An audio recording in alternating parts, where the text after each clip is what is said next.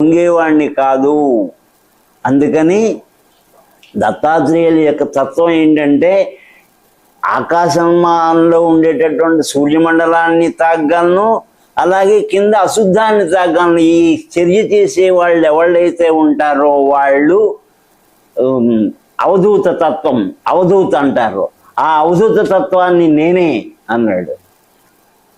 ఇంత నాతోటి సమానంగా ఉండేవాళ్ళు ఎవ్వళ్ళు లేరు ఇక్కడ ఈ ప్రపంచంలో కానీ, ఈ భువన భాండాల్లో కానీ, ఈ లోకాల్లో కానీ ఎక్కడా కూడా నాతోటి సరిసమానంగా ఉండే ఏ శక్తి లేదు. అన్ని శక్తులు నేనే, అందరి అవధూతలు నేనే, అందరిలో ప్రవహించేటటువంటి అవధూత తత్వాన్ని, సిద్ధతత్వాన్ని, మంత్రశక్తిని అన్నిటినీ నేనే అని గంట బజాయించి మరీ చెప్పి, అందుకని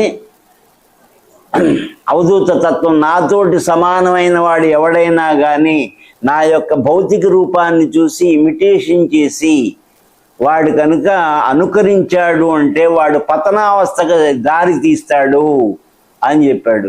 అలాంటి వాళ్ళకు కూడా తిరిగేటటువంటి శిష్యులు కూడా